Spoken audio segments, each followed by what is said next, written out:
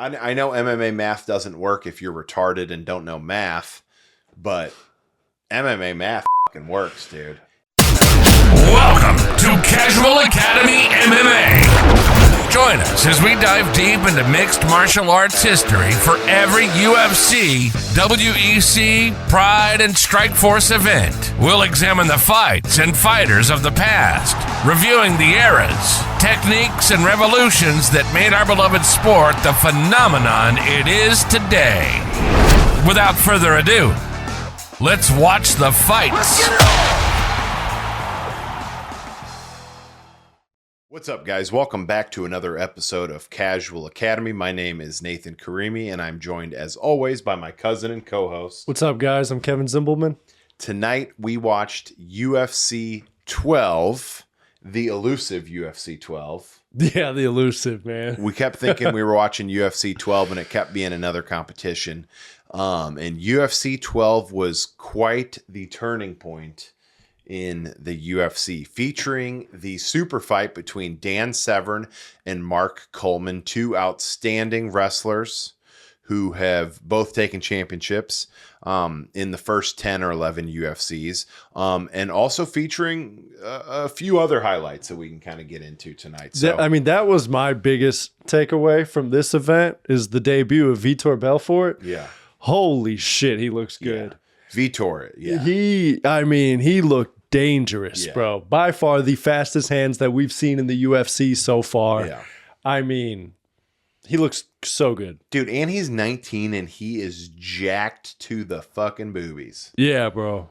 He is so fucking obviously on steroids. Oh, absolutely. Yeah. Absolutely. Vitor looked good, and it's funny because Vitor had a couple interesting opponents too. So, okay, so what do you want to talk about first? You want to talk about that super fight, so just kind of some of the craziness of the fight? I want to forget that ever happened. What, the super fight? Super fight, dude. Yeah. All right, so it was Dan Severn and Mark Coleman, and I told Nathan before the fight, I said, I got Dan. I think he's gonna make it look easy. And I was like, I think you're underestimating Mark Coleman. I kind of thought Dan was going to win too, but dude, in terms of like wrestling, he got the fuck beat out of him. Yeah. Wrestling without it, like he was getting pieced on the feet. Yeah, tried to shoot like panic shots over and over. He is 6 years older. Yeah. And it's not clear that Dan is on steroids, but it's very clear that Mark is on steroids. Yeah, for sure. For sure. Yeah, dude. And another thing is I remember Mark on a couple UFCs ago, he was like, I'm going to get better. His hands looked good. They did. They really did. Because before the fight, I was like, yo, these guys both have terrible stand-up. Like Dan's still slapping. Yeah, and Mark is actually like throwing some shit now. Dan is still really, really, really, really caught. It makes sense. He's older. He's super caught in the first 10 UFCs. Yeah, 100%. And that was like after Coleman like effortlessly beat him, I was like, okay, Dan represents a different era. And I'm also going to say one other thing. What about Ken? What about Ken? I mean, I know MMA math doesn't work if you're retarded and don't know math, but MMA math fucking works, dude. And I mean, I think we know two things. Dan couldn't really take down Mark Coleman, and Dan also couldn't take down Ken Shamrock. Right. And in both situations, Dan went for shots, Ken sprawled, Mark sprawled, and they both wound up on top. Yeah, and Dan couldn't do anything from the bottom. Yeah, dude, so could be just bad matchups, but also Ken never won a title. Ken never won anything. No tournament. Fair. It's so funny how this Dan and Ken argument's going to fucking probably go through UFC 100. But no, I think as time goes, like, and Ken's, if he fights Mark Coleman and actually has a competitive fight, I'm going to be like, shit. I think it's competitive. I do think Mark beats everyone right now. Besides Vitor, what do you think if they I think he smashes Vitor. Oh, that's crazy. I think Vitor kills him. Vitor's 19, and if there's one thing that we learned this weekend with DDP and Hamzat, it's that wrestling is just It's levels above things. yeah. And I think that there is always that thought. I mean, because at one point in time, Mark kind of had that bulldog choke. And I was like, dude, I think Hoist would have taken his back. Yeah. And if Vitor is truly that next level of Brazilian Jiu-Jitsu, because I think he's a black belt by now, isn't he? Yeah, they kept reiterating how he's the most well-rounded fighter on the entire roster. Yeah. Of the UFC and among all the Gracies. Yeah. Yeah, dude. So UFC 12, and you said this, Kevin, but dude, it's really like the turning point for the entering into the modern era. Yeah, we're still so far away from the modern era, but to me, I told you this while we were watching, but UFC 12 felt like the first UFC. Like it had the first modern UFC. Yeah, or like the closest thing to it. I don't know, because like I said, UFC 1 through 10 is just such a hodgepodge of what the fuck is this? Dude, it really is. It really is. Again, it's not dissimilar to our show. Yeah. Like, you know what I'm saying? Like we're kind of finding our bearings here in season 2. Right. But season 1, 1 through 10, this is something you brought up that I think is super fucking funny is it really does feel like those random characters like Harold Howard, Cal Worsham, fucking Paul Verlins is still here, but it feels like some of those names are going to start kind of dropping off because, well, let's go to this fight. Yeah. Was that Vitor's? Let's see. I mean, I kind of want to talk about the Takahashi fight, unless you want to start with the first one. Let's start with the first one because I do want to bring up Trey Teligman and how I remember seeing him when I started watching this. Sure. But the first fight is Jerry Bolander versus Rainy Martinez.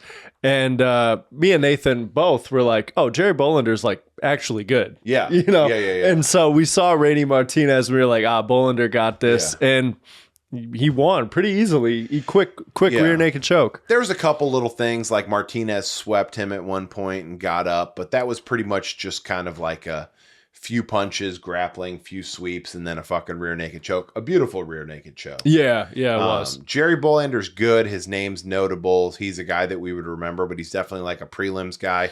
No one that so far to me is going to like stand out in history. No. And then the next one was Waleed Ismail versus Yohiki Takahashi. Speaking of history, Waleed Ismail is the most Middle Eastern Brazilian I've ever seen in my life. Absolutely. That's history right there. I've never seen that before. Yeah, dude. We've seen Japanese Brazilians. We've seen black Brazilians, but we've never seen a fucking Iranian Brazilian. Waleed Ismail? That's crazy, bro. To be Brazilian? You were watching it and you're like, I think he's French. He's like, ¿Cómo estás? Kevin's like, he's French, dude. But that fight was fucking wild. Takahashi's dope, dude. Takahashi's got some hands, dude. Yeah. And what was tight about this event too was like not just like obviously the entrance of Joe Rogan, but they had like Don Fry on the mic, they had Ken Shamrock on the mic, and then they had fucking Tank Abbott on the mic. But when Ken was on the mic, Ken brought up, I don't know if you heard this, Ken said he fought Takahashi 4 times. Yeah. In Pancrase, which leads me to believe that Takahashi's pretty good.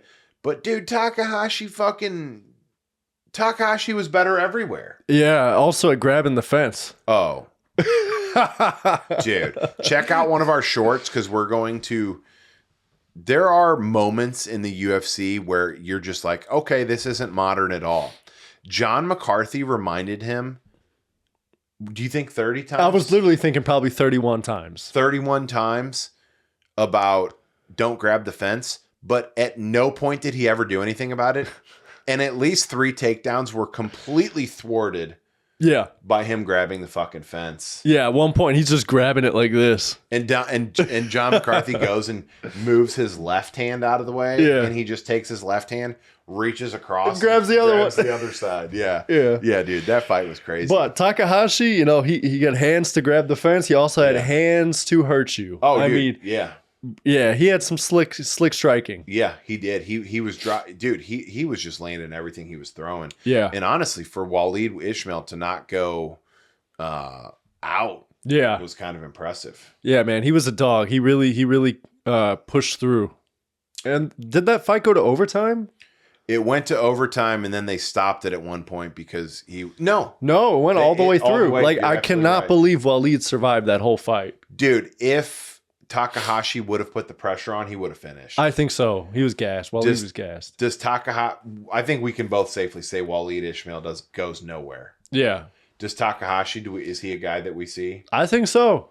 Dude, I think Takahashi can stick around. Decent takedown defense, especially if he's allowed to use the fence. Fantastic hands. He's not allowed to kick, even though he did land a kick because he's got the shoes on. Decent cardio. And he fucking hit a double leg on Waleed Ismail. He did. And stayed safe in guard. So Takahashi's definitely someone worth noting. I wanted to see more of him, but unfortunately, he broke his hand in that fight, and he was not in the lightweight final. I don't think we touched on this, that the tournament now is separated by weight classes. Yeah. We have a lightweight, which is sub 200 pounds, and then a heavyweight tournament instead of just all grouped together now. Yeah, which I love. I think it's a great idea. The matchmaking's better. I mean, I like that more than modern weight classes. Oh, yeah, you go on that. You were talking about that. Here's why. And this is, dude, look, again, I don't want to I need to get a shirt just with an asterisk on it for all of my fucking little disclaimers. Crazy ass takes? Or no, not crazy takes, but like, disclaimer, I'm not a fucking fighter, so I'm not sitting here trying to fucking act like I understand weight classes and shit. I'm usually bigger than most people. But at a certain point, we know these guys are not cutting weight. So what does it matter if you're 150 pounds or 135 pounds? I just don't think...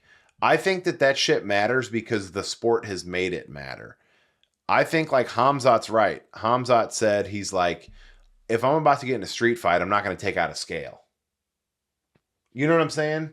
And I get it. These guys are competitors and all that shit. But I think if they did like a small, medium, and large, I think that's fucking it. That would be pretty cool. But I don't know. I'm thinking about like a Pantoja versus like a Dustin Poirier. And it's like... Yeah, but Dustin Poirier is not... When there's no weigh-ins, Dustin Poirier is not 155 pounds. So you're saying they still wouldn't cut weight no more? I'm saying if these were just guys at their natural athletic prime weight. So Dustin would be in the medium category. I think Pantoja all the way up through like Volk would be in the same category. Which Volk was a big fucking dude. But like, what if Pantoja didn't cut weight? I'm just saying, like, I think it would give you a lot more of guys would be able to challenge themselves more. And sure, now if we did it and the bigger guy won 99 out of 100 times, then clearly there's a flaw there. But we're not seeing fucking, I don't know. Let's get off that because I don't want to dig into it too much. Fair. So Takahashi was not able to continue. Yeah. And we have Jerry Bolander versus Nick Sanzo in the final. And I don't even remember. Oh, Nick Sanzo, he looked like Murr from Impractical Jokers. Yeah, I was like, I don't remember what he looked like. But Jerry Bolander hit him with this nice little neck crank, like full Nelson style. Yeah, it was just like a full Nelson fucking takedown. And then he just ripped his... Yeah, that shit hurt. I mean, yeah. Yeah. And that's it. Simple dominance. Jerry Bolander's really good. He's the lightweight champion. Again, it's hard to call him the lightweight champion when we didn't really see him against like prime competition, but whatever. Yeah, I think I could safely say I think Takahashi would beat Jerry Bolander. I don't know if you could safely say that. I think Jerry Bolander has a lot of tools. Yeah, but Takahashi seemed tough. He did, but I also think Waleed Ismail sucked. You know what? I did not factor that in at all. I didn't. Yeah, okay. Yeah, you know what I'm saying? Yeah, that's fair. Dude, also, I liked how they divided it. So they went round one instead of there being 4 guys, there was 2. So they did round 1 of the lightweights for both guys, then moved to round 1 of the heavyweights. Then they let the lightweight final happen. So everyone got their proper rest. Exactly.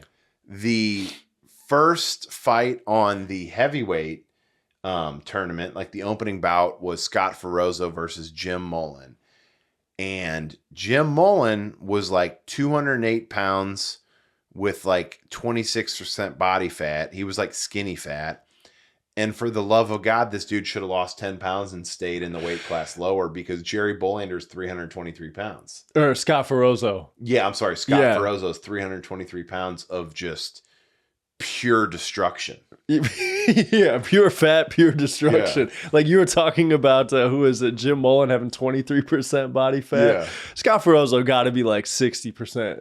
Dude, I think he's just got a layer, and then I think something's missing because that dude is just muscle and fat. Yeah. It's like he doesn't have a skeletal structure or something. He's just pure muscle and fat.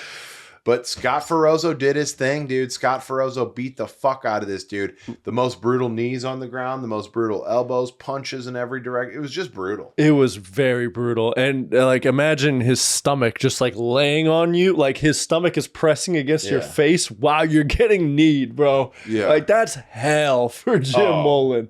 Bad. Like you're just And when the doctor stopped it, yeah. He was tough, bro. He was tough. Yeah, he was tough. I'm surprised he wasn't like, yeah, I can't continue. He's like, I'm fine. I'm fine. It was like almost like, why are you fucking bothering me? I'm totally fine. Dude, did you hear Tank Abbott just fucking could not bite his tongue on Scott Ferozzo? What'd he say? He kept referring to him as the rotund one.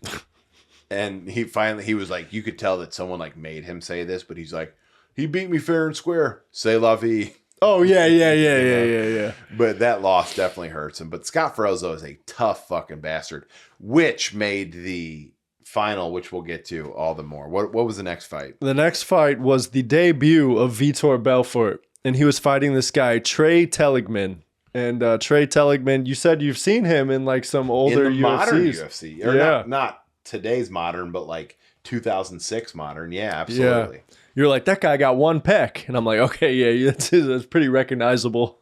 Yeah. And yeah, he did. But he also, lasted 1 second? I mean, Vitor Belfort just put it on him in a minute. And it melted him, bro. He's nothing he could do. Nothing. Yeah. Vitor was crazy. Vitor's a specimen. Bro, he's so fast. He's so fast. He's so powerful. He's so fucking aggressive. Yeah. I mean, he was like doing a little twitching, like little shoulder fakes, a little bit of feints. Really the first time I've ever seen a guy faint in this old UFC. Yeah. And when he went, bro, he landed everything. Yeah, he really did. No, Vitor looked good. Vitor looked like very, very, very...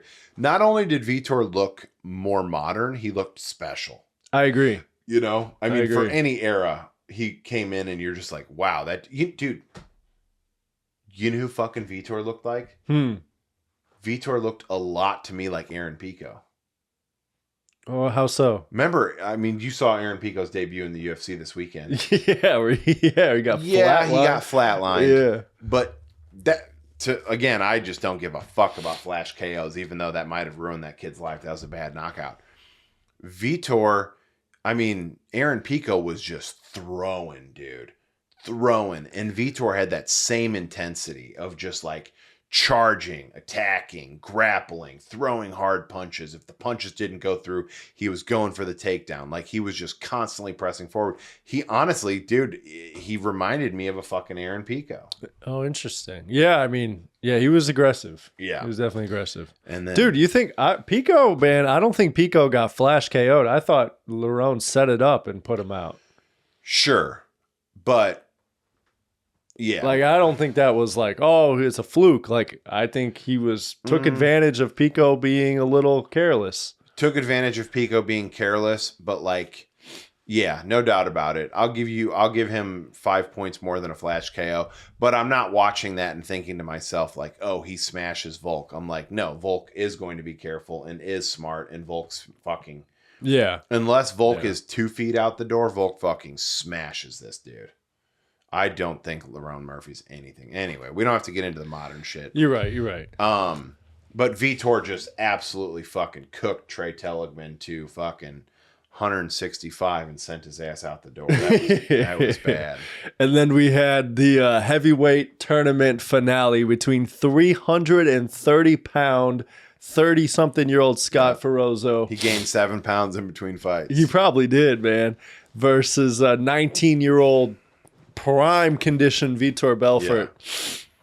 Yeah. And again, nothing Scott Ferozzo could do. Vitor Belfort annihilated him. Yeah.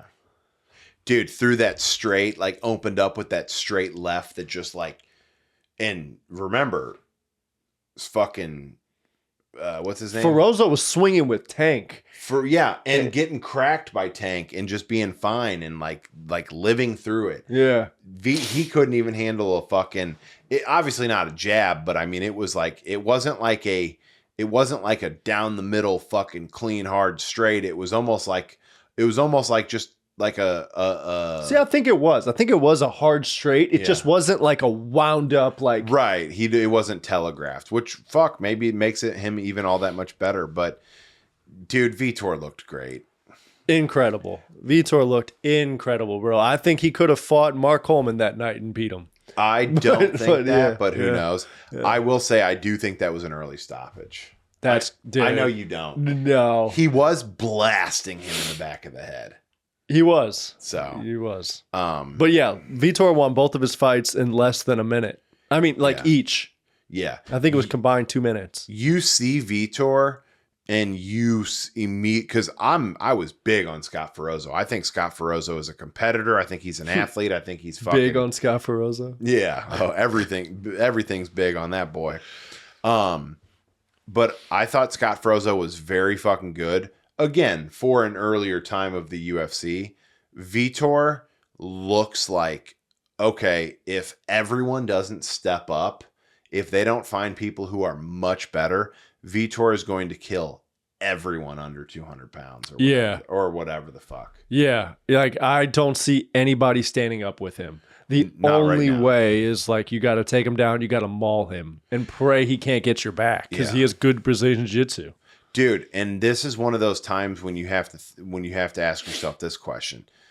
Imagine a Royce Gracie versus a Vitor Belfort. Oh, Vitor would, I think, kill him. I think so too. Yeah. Like, not safe to put him in there with him. Yeah. Yeah. You know, so Vitor's the man. That's the big takeaway from this. Me too. That was my big takeaway. Do you want to go touch on the super fight again? Dude, I think that, I mean, super fight was fucking badass. What happens from here? Mark Coleman looks good, bro. He also looks good. Yeah. But we got like 8 more UFCs and several prides before season 2's over. So does Mark Coleman keep up this dominance? Right now, I think so. I think Mark Coleman definitely takes the first half of like chapter 2. Yeah. I think through like UFC 15, maybe 16, I think he's something special. But I just think that we're going to start seeing guys like Randy. I'm not sure if Randy comes in this. That'd be a quick ramp up in competition, honestly. If we get that in like 5 events where Mark Coleman like isn't shit anymore, that'd be kind of crazy to me because right now he looks borderline unstoppable. Dude, but I also want to say this. I think that we were kind of getting used to the pace of UFC 1 through 10. I think it's a different ball game now. I think it's like, okay, we played around, we tested this, karate versus jiu-jitsu style. Now we need to start getting like the same way that now the athletes in the UFC are guys that like theoretically could have been great at other sports. I think that back then the UFC was getting like, these martial artists had their career in martial arts and did really well. Let's see how they do in this setting. And these guys were clearly past their prime, clearly older. And I feel like that's kind of what the first 10 UFCs were, with the last 2 or 3 being like, okay, we're getting in some wrestlers. Now I feel like it's like, it's out there in the world. These big wrestlers and these like supreme athletes, people are like actually thinking about the UFC as a viable path. And I think now we're seeing like true athletes from all around the world that are going to start coming in. That's exciting. So fucking exciting. That's exciting. Yeah. Honestly, as much as I loved the UFC 1 through 10 and as funny as it was, this is way more exciting. Oh, by far. You know? By far. I'm hyped at the fact that they're going to have weight classes now. I do love that distinct. Dude, fucking Jerry Bollander had no fucking place fighting fucking 130-pound dudes. Yeah, nah. You know? So, cool fucking event, man. UFC 12 was awesome. UFC 12 was cool. really cool. Yeah. Joe Rogan was kind of just a background. Like, he wasn't, there was no sign that Joe Rogan was going to be like excellent. He was very competent. He was very good. He was very in command, but there was no like, this dude's going to fucking crush. Yeah. Very true. So, any other takeaways from the event? Man, I'm just thinking to myself, like, who's going to beat Coleman? Who's going to beat Vitor? Like, I'm running through the names. Don Fry? I don't think so. No. Like, who else we got? Ken? Maybe. If Ken beats Mark, hey, I relinquish. That's number one, absolutely. Does Mark beating Dan do anything in your mind to think that Ken was better? Yeah, for sure. Yeah. Yeah, Mark dismantled Dan. Like, there was nothing Dan could do. Like, yeah. Yeah, dude. I think I'm excited, man. I think it's funny because they were doing these super fights in the first UFCs, and you're just like, what? Why is Royce Gracie in a super fight? Like, he needs to fucking win. Why is Kimo Leopoldo in a super fight? Now, when they announced Dan and fucking Dan and Mark, I was like, fuck yes. That's a super fight. Like, they earned those accolades to be like, okay, you could skip the tournament. Now you're like the man. Now it's like, and Ken honestly deserves that, man. Like, Ken does, yeah. But man, I really think Ken could do damage in a tournament too, or something. You know, I do too. I think I think Ken. Funny enough, I think Ken's style could have done something to neutralize Vitor. I just think Ken is really good at neutralizing people's games. So, any other takeaways? None. You? No, dude. I'm fucking pumped. I'm pumped for 12 through 20. I'm pumped for a lot of shit. Want to sign this motherfucker Yeah, off? sign it off, dude. Okay, guys. So we're kind of pretty well on our way into chapter 2.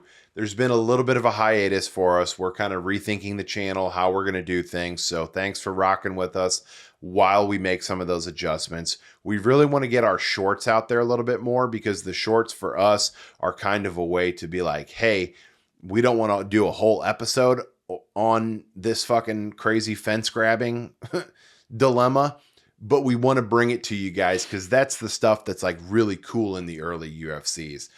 Some of the quirky shit that happens, like Tank Abbott saying that he was fucking had a dream that he was being seduced forcefully by Freddie Mercury, aka Dan Severn. Like, those kind of moments are gold, but they don't really belong in the fight history place. So if you want to see some more of the quirky stuff and some of the crazy moments, we're going to really put that in some of our shorts. So we hope you guys are getting some of that content too. Definitely the holy shit moments are going to be highlighted as well in the shorts. For sure. Yeah. For sure. Whereas the podcast portion is really a lot more dedicated to like the evolution and the history of the game. Yeah. You know, so anyway, guys, that being said, this is probably episode 13 or 14. This has been Casual Academy MMA. We appreciate you guys joining us. Please do like and subscribe. And that's it. See you next time. Peace out, y'all. Quick reminder, we are the only fight history podcast that goes fight by fight from UFC 1 all the way to the modern era. So thanks for checking us out. Please like and subscribe, and we'll see you guys next time. Peace.